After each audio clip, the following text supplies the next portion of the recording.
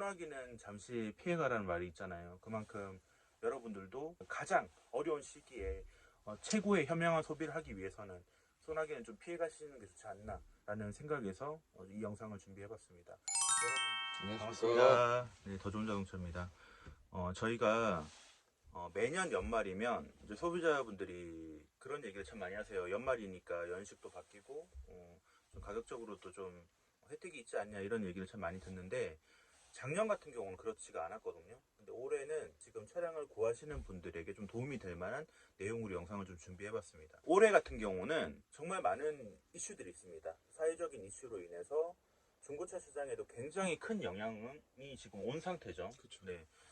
근데 지금 중고차 시장에서 차량을 구입하시려고 하는 분들, 신차를 구입하려고 하시는 분들 지금 다 동일하게 지금 내용이 있단 말이에요.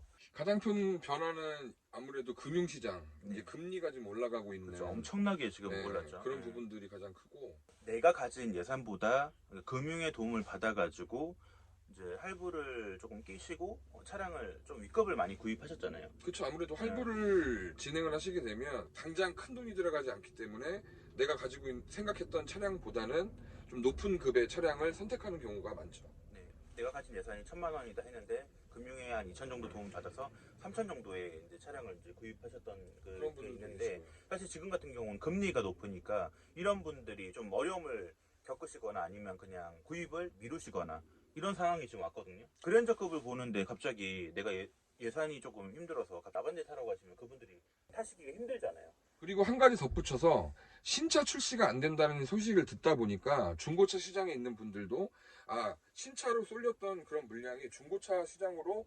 들어오겠다 이런 생각 때문에 초반에는 많은 매입들을 하셨던 걸로 기억을 해요. 한데 중요한 건 뭐냐, 그만큼 생각했던 것만큼 차량이 판매가 되지 않고 아까 말씀드렸던 이자율까지 높아지다 보니까 그 상사가 갖고 있는 어떤 이런 부채나 이런 분들이 재고들이나 이런 것들이 부담이 오다 보니 경매장으로 출품되는 그 재고 차량들도 요즘 눈에 많이 띄고 있거든요. 그러니까 시장이 전반적으로 안 좋다 보니까 가격이 어느 정도 안정화가 되어가고 있는 건 아닌가, 이렇게 예측을 한번 해볼 수 있다는 거죠. 낙찰을 받아가려고 하는 이런 딜러나 사장님들이 많이 줄게 되는 것 같은 느낌이 들어요. 경매장에 사람들이 예전보다 너무 많이 없다, 네, 많이 좀 많이 한산하다는 느낌을 많이 받거든요. 그러니까 상대적으로 그러다 보니까 낙찰 가격이 지금은 조금 많이 안정화가 된 게 아닌가, 이런 느낌을 좀 많이 받습니다. 중고차 구입을 계획하시는 분들이 과연 어떤 식으로 구매를 하시는 게 도움이 좀 될까요? 지금 이 시대에서.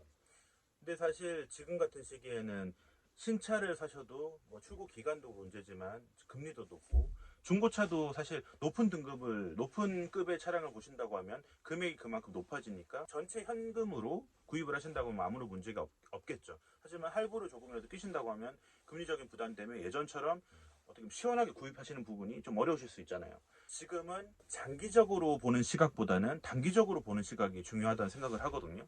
예전 같은 경우는 소비자분들이 저한테 그 얘기를 참 많이 하세요.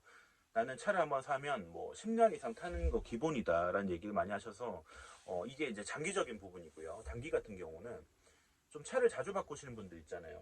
뭐 저도 이 일을 하면서 알게 됐는데 1년 안에도 바꾸시는 분들도 계시고 이제 자주 바꾸시는 분들도 많으신데 한 2, 3년 정도 이제 단기를 보신다면 어떻게 보면 2, 3년 후에는 지금의 이 모든 정세 상황이 또 달라질 수 있거든요. 금리도 안정화가 될 수도 있고 여러 가지 2, 3년이면 일어날 변수들은 많아요. 내가 가진 예산 안에서 무리하지 않고 최대한 할부를 끼지 않고 내가 눈높이가 사실 그랜저 보던 분이 소나타 사기는 이건 정말 힘든 일이거든요. 저도 힘들거든요. 근데 하지만 뭐 키로수를 조금 올리거나 여러 가지 조정을 하게 되면 저 옵션을 포기한다든지. 그렇죠. 근데 요즘 같은 경우는 소나타 프로급이랑 그랜저 중간 가격이랑 차이가 별로 없어요.